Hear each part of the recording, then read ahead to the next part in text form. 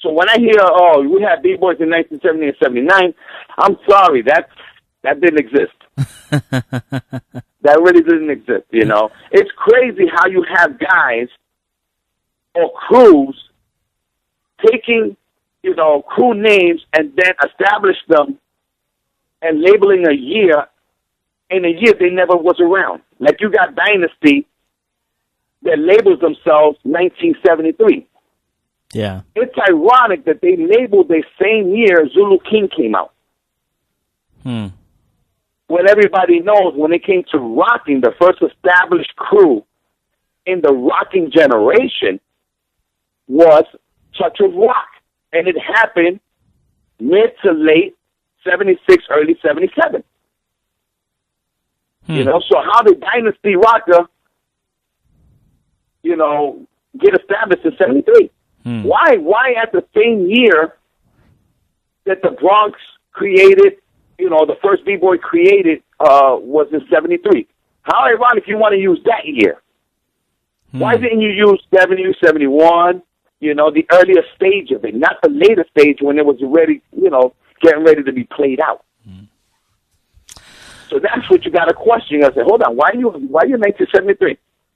You know, like you have Rocksteady. Rocksteady was a product of my generation. Yeah. It's funny how Rocksteady was established the same year that Starchild was. Starchild was established in 1977. Rocksteady didn't come out till late 79, early 80. And I'm talking about JoJo, Jimmy D, Jimmy Lee, Rubber Band, Skeet. These, you know, Tito, JoJo's brother Mike. These guys were the guys who created Rocksteady. Yeah. And Rocksteady is a product of the Bronx Boy Rocking Crew. Because the Bronx Boy Rocking Crew broke up in 1979, and a lot of the members that were TBB members created, you know, Rocksteady. The original name to Rocksteady is called the Bronx TBB Rocksteady. Wow. You understand? Because they weren't even called the Rocksteady Crew. It was TBB Rocksteady. Wow. Did not know that. 1981, where the Manhattan chapter was established with Legs, you know, and Young City Boys, which was Kenny's crew, came together and solidified the Rocksteady Crew. You understand? So right now, you look at it, and it says Rocksteady 1977. Yeah. Why would they want to use 77? Because people got a bad habit of using certain years to solidify them to point of origin. You know? And a lot of people who really doesn't understand the history and the evolutionary aspect of it allows it to happen because nobody is really questioning that. Yeah. Well, you have people always, and not even, just people in general that always want to like push back when they actually started, you know, a few years. It's always like a few years before they actually started when you talk to most people. But exactly. See, and that's where, and you know, when people say that, and you have people who are in the forefront. I love Legs. Yeah. I think what Legs does and still continue to do is phenomenal. Yeah. But Legs have to realize that he's a product of who we were. He's a product of who we were. There is no question of that. You know, I don't dispute, and I would never dispute what he says on what year he come out. The only thing I dispute about Legs and him using the 1977 is because nobody in my generation that are still around today validates that. Yeah, yeah. If you ask anybody in my generation, what year did Legs come out? They won't say 77. If you ask anybody in my generation, your Legs came out in 77. Now, you got to be out of your fucking mind. He wasn't even around. You know? You ask anybody in my generation, Rocksteady, 1977, you got to be out of your fucking mind. They wasn't around. You know, it's funny how people label certain years not knowing that right now with the internet, you have guys like myself and Abby and, and the Traces that are still around. Yeah. That will actually put out information. Now you have to answer. And then they say, oh, we hating. We don't hate somebody who made it a global phenomenon.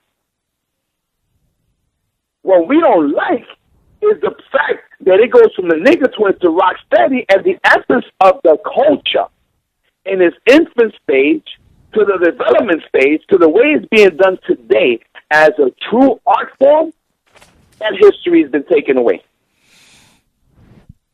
You understand? This is something that really upsets us. Yeah. Because the guys that are in the forefront now never paid tribute to who we were. It's disappointing. If we can get back to some of these questions that some of these other people want to ask Trac. Here's one. Is it possible for a b-boy to drop his ego? I mean, this b-boy is writing, does humility during a cipher and battle go against the grain, the culture? Yes, it does. In this art form of dancing, yes, it does. Okay. So a b-boy's ego is definitely important in this culture. That's what you're saying. Exactly. A b-boy's ego would define his personal evolution. But you got to remember, the ego only is confined to a certain environment. It is not something that should be taken out of the environment, because I had anger and aggressiveness with guys that I hung out with all day. So when the music is on, this environment is created, and they're wearing a different shirt than what I have on my back. Ego dictates that I have to dominate that environment, that specific moment. Meaning, when the music is over and we're walking the same way, we best of friends. We're talking about what we're going to do tomorrow in the afternoon. Wow. Okay? Gotcha. The aggressiveness is needed because the creativity levels allows the actual spirituality of the dance to come shining through. Wow. Yeah. But it's got to be confined to the environment in which we come from. It cannot dictate the aggressiveness on the internet or outside of that. When that happens, the ego is blown way out of proportion. Yeah. And that's what a lot of the politics happens. Mm-hmm. You know, for somebody today to tell who's rocking right, he's not a b-boy, who's not that, is a contradiction to the way the dance is developed. If you top rock, and I'm not telling you you have to do my style of top rock. I'm not telling you that you have to rock like Kenny. I'm not telling you that you have to look like Why Not or Mr. Wiggles. Yeah. But if your connection to the music allows you to top rock in the style that you feel comfortable because this is what moves you, nobody should ever judge them and say, well, he's not a real b-boy because he don't do it our way. If you're a freestyle dancer, you know, like a Remind. Yeah. And people, you know, they contradict what Remind is. Oh, but he's not a b-boy. His style of top rocking is not rocking. And this, you know what? That's why it's called freestyle rocking. It's the essence of who and what an individual connection to the music is. As long as the context of the dance does not change. Yeah. Which is top rock, drops, footwork. And realistically, it doesn't even have to come in that order.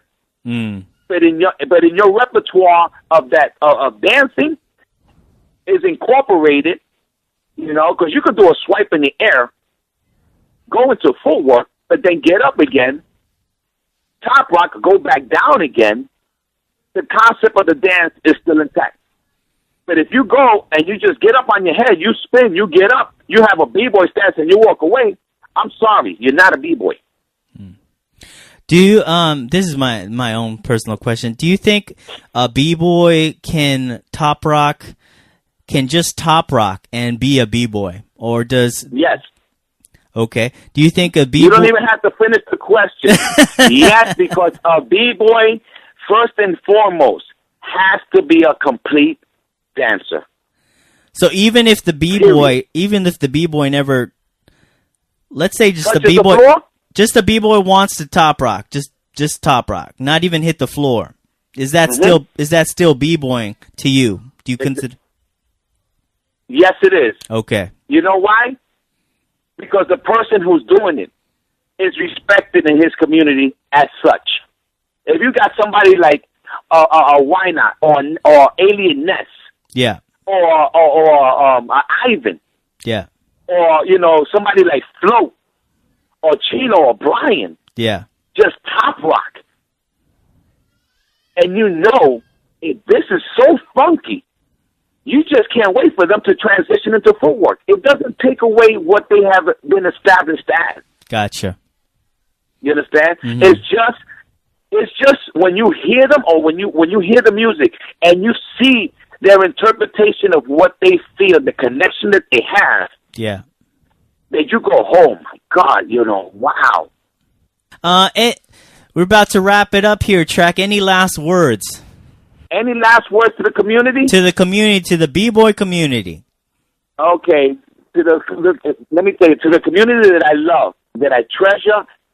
Yeah. And I'm pleased and grateful to still be a part of it, because without this culture and without the community that keeps evolving, I could never relive my youth through them. Keep up the great work. Keep breaking down the doors. Yeah. Don't let anyone or anybody or any event dictate who you are, how far you've become. Yeah. And take control of, what you want to be a part of. You see, the difference between me and a lot of the b-boys that are art now, yeah, is that this is a way of life for me. This is why I'm still around. This is why I continue to give it back. Because this culture, and this is for all b-boys, yeah, this culture has to be bigger than you. You play a small part in it. Yeah. So when you're said and done, please be grateful enough to be blessed to have been a part of this, and please give back to the next generation. Definitely. Dope. That's dope. That's really dope. Well, thank you, Trac. I'm glad there are people from your generation still around who's able to talk about, what happened back then. I think we're really fortunate to have you still around in hip hop in general, not just b-boying, but in hip hop. Well, it's a blessing for me, and I just can't.